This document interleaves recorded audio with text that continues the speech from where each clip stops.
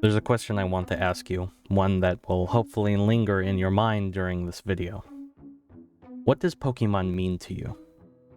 Whether your feelings are positive or negative, I just want you to think about your answer.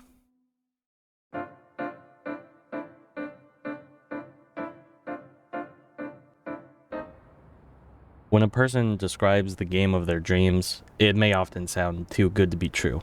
It usually is. Something that's so grand and ambitious that it would never see the light of day. Probably. Maybe. You see, I had a dream game of my own. A Pokemon game, specifically. And the only reason I speak of it in past tense is because that game is real now. And it's everything I ever wanted. It's perfect.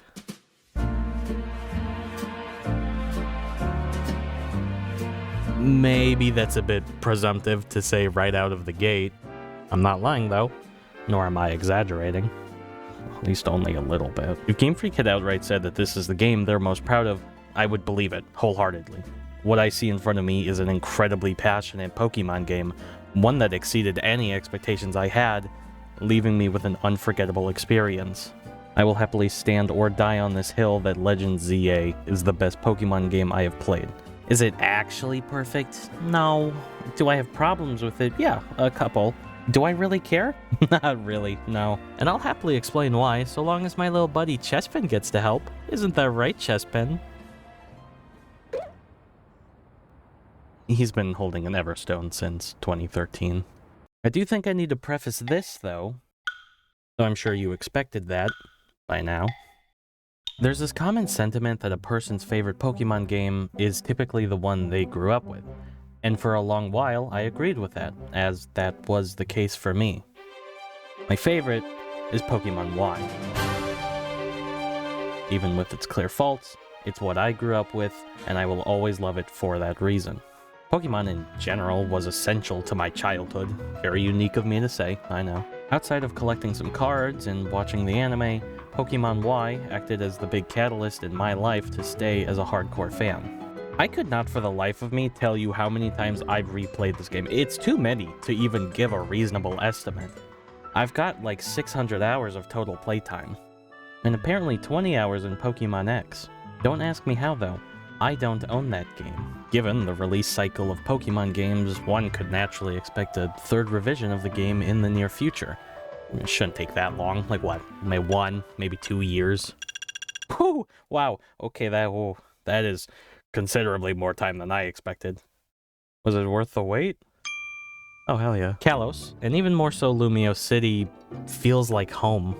Remembering where key locations were in the original game, pointing at them like it's a zoo, which is pretty close to what Lumios is turning into when you think of it. I'm left feeling a sense of familiarity with a new coat of paint. In all honesty, I'm so happy to be here again, after so long. Having a sequel to Pokemon X and Y be actualized is nothing short of a fever dream. Every aspect I could possibly mention blew my mind. This new story with Team MZ and the ZA Royale alone kept me invested, but the direct continuation of X and Y stuff later had me glued to my screen. Characters new and old and really old that all burst with personality in every sentence they speak. There is not a single character in this game that is nothing less than memorable and amazing. This departure of the turn-based combat is just fun. It's nothing complex, nor does it inherently need to be either. New Mega Evolutions being added, hell, just the entire gimmick returning with the new gameplay and narrative importance makes me happy. It is everything I could have ever asked for, and yet all of that is meaningless. I didn't word that right. I meant that in a good way, believe it or not. Everything I listed is absolutely something I believe in, but there is a much stronger, more deeply rooted problem I had with this series that ZA unexpectedly solved for me. I promise I'll mention it in a second. I'll even write it down for later. So far, this has just been me telling you the game is amazing without detailing why. Let's fix that. ZA has the best story in a Pokemon game, the best writing. I'll go as far as to say Kalos in general has the best lore out of any region.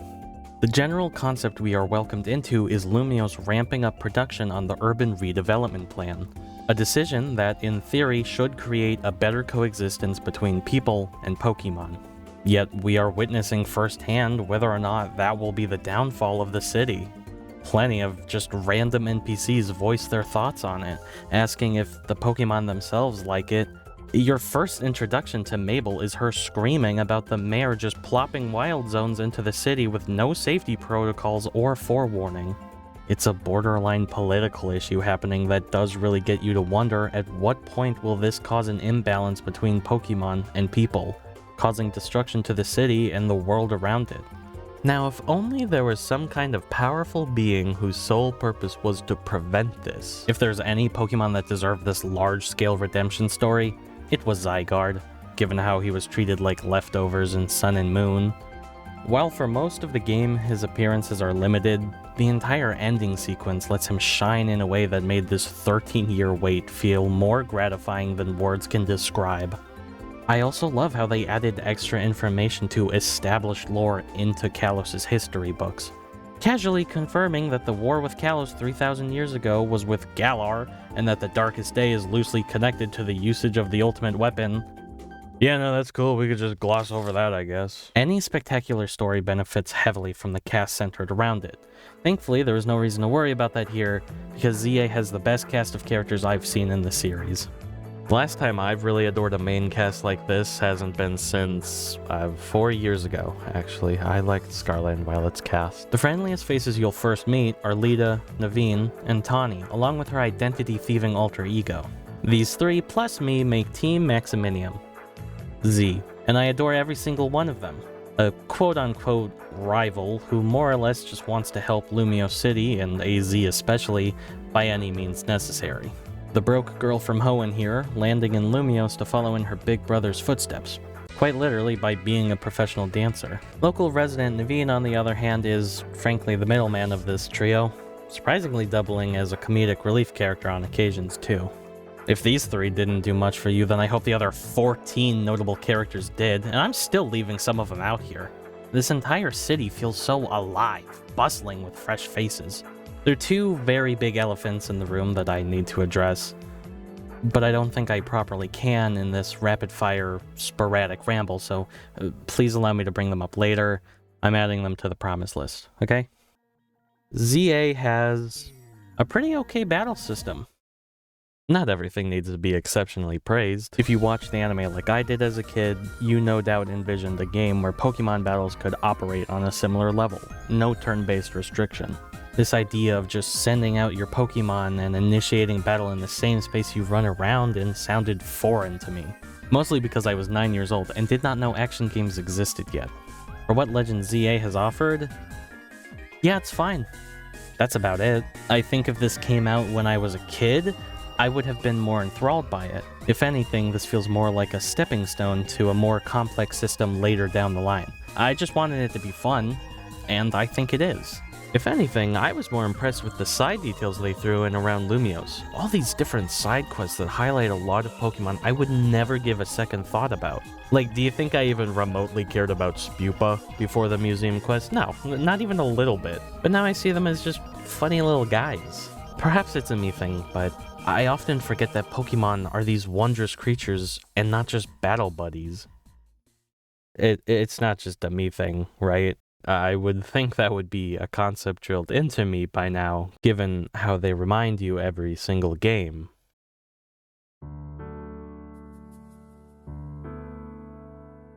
I mean, at this point I gotta ask you now, is it a me thing? It's gonna really bother me if it's a me thing. It's borderline impossible to play this series and not form some kind of attachment to a specific Pokemon.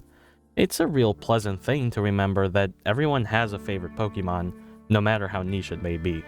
I certainly have my favorites, all for different reasonings, and I'm sure you have yours. I chose Chespin to sit beside me as a little buddy because it is the first Pokemon to have really caught my eye as a kid. When I look at Chespin, I think, you're my friend.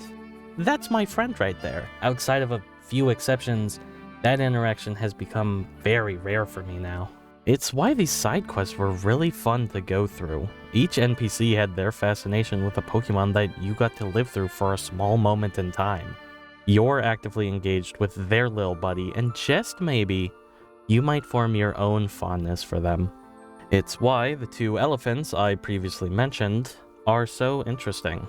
Both AZ and Lysandre, at their core, are built upon this very notion. In the original X and Y games, Lysandre truly wanted to better this world, but watching selfish people continually resorting to conflicts and war sickened him. To the point, he finds the only solution is returning the world to a natural state, a world where Pokemon cannot be used as tools by humans, choosing to completely wipe their existence. Lysandre certainly loves Pokemon, despite the whole existence wiping thing I just said. He does cry at the thought of Pokemon being gone, but finds that the way they're currently treated is repulsive, and the best outcome would be that they didn't exist whatsoever, thus using the ultimate weapon to accomplish this goal. AZ found himself having the exact same distaste for the world that Lysandre had about 3,000 years prior, leading as the King of Kalos, guiding his army into a war where many lives would be lost, including his beloved Floette. Refusing to let this be the end, he would construct a machine to give life, reviving his Floette once again. But revenge had already entered his mind, choosing to rewire the machine into the ultimate weapon and wipe out countless lives in the process. These two are so unhealthily attached to Pokemon that they would rather participate in bloodshed than work towards a future. As a sort of divine punishment, or at the very least a side effect from using the ultimate weapon, these two are forced to live a seemingly endless life until they atone. Now with ZA bringing the two of them back, we get to watch the true end of their stories. What is arguably the most fascinating character this series has ever written, AZ is the living manifestation of grief and tragedy.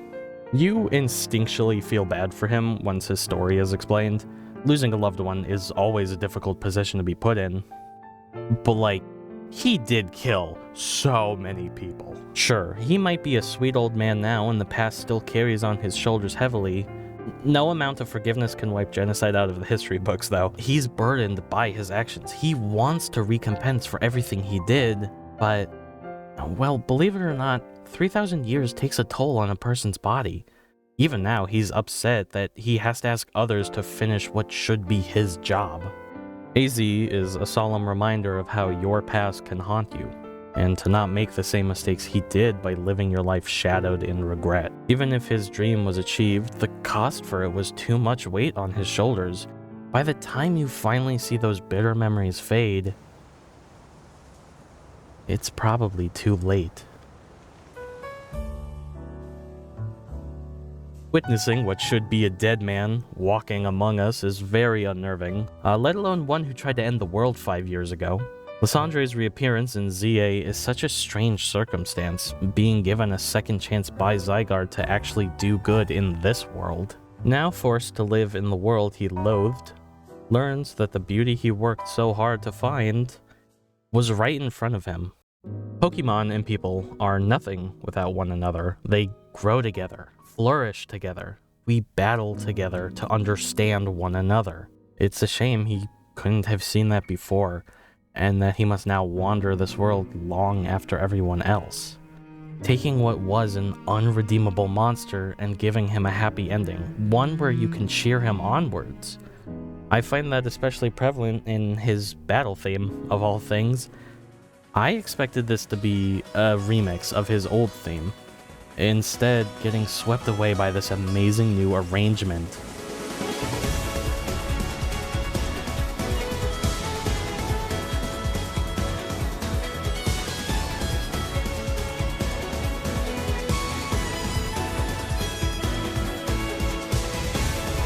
I didn't think it was possible to capture the essence of wind blowing against your back, the spirit of being pushed towards greater things, but I guess I stand corrected.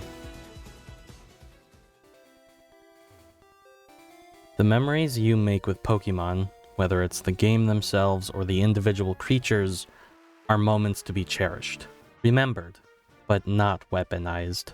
Certainly, you could look at this fictional creature and just say, "Hey, wait a minute! You're not even real." And I mean, at that point, can you really claim you're trying to engage and enjoy this media?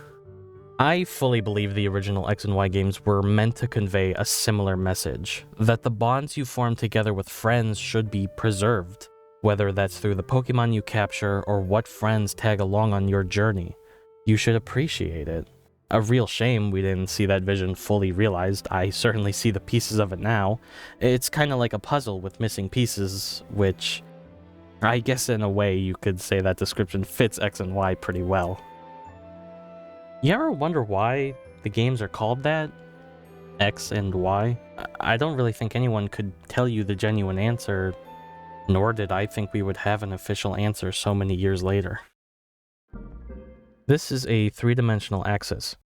It is the blueprint for what X and Y were made with, and I mean that in more than a literal way. Despite ZA only directly mentioning it in a single one-off conversation, they recontextualized the original games by using this axis. How, even though each point stretches out in different directions, there is the single middle point where it all connects. This is where we reside.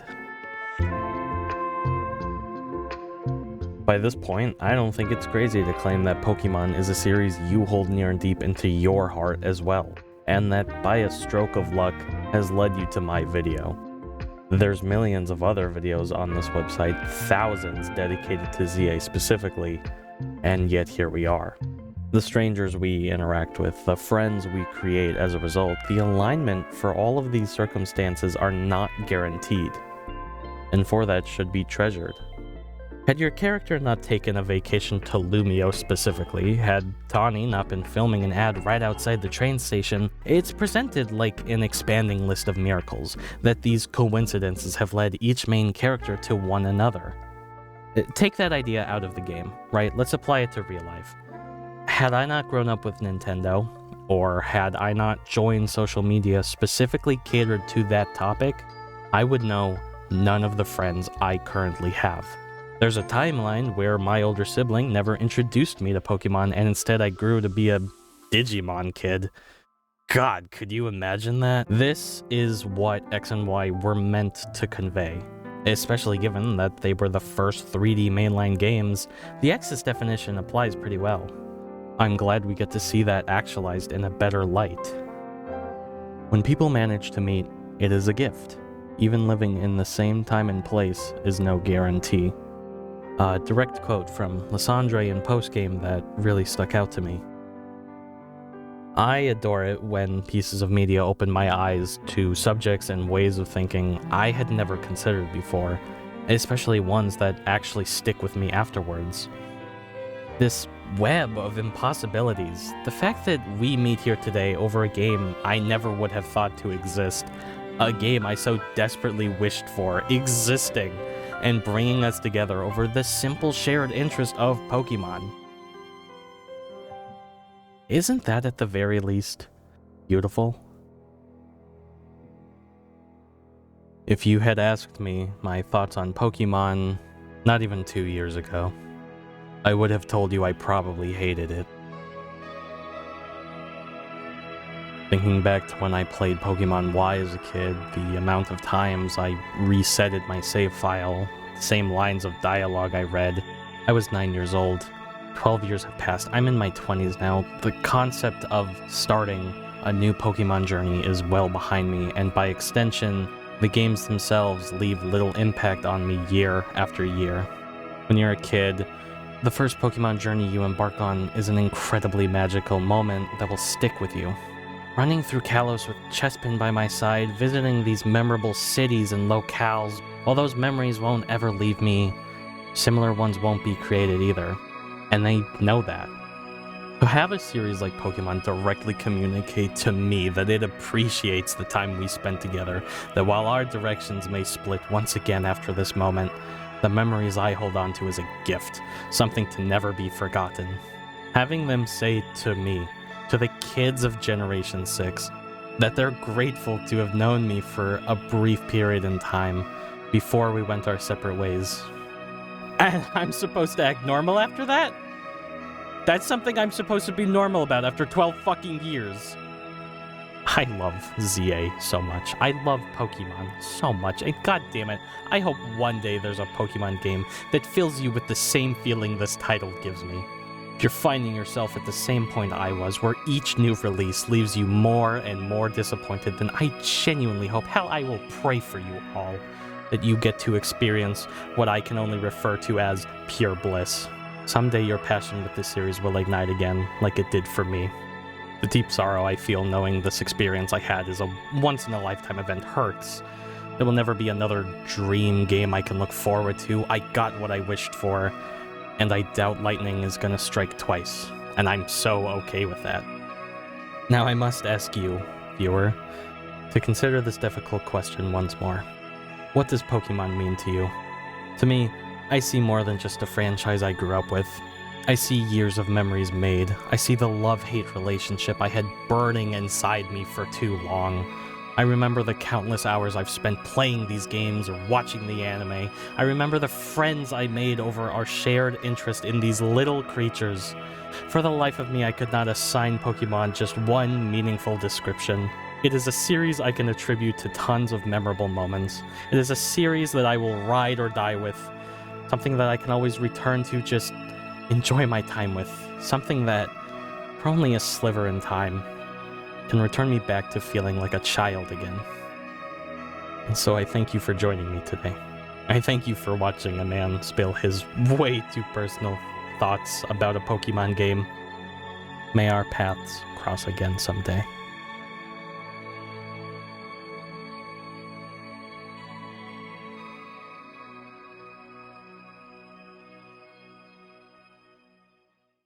The video is over now, but I would just like to spend time talking a bit longer. Man, I couldn't begin to tell you the amount of changes I made during this video's creation process. This was originally conceived with the general idea I was just gonna ramble for 20 minutes about how great ZA is. I have pages of unused script to prove that. One day I'll probably be able to repurpose what I wrote. I guess stay tuned. Or watch out. Mark my words, I will talk about Pokemon again.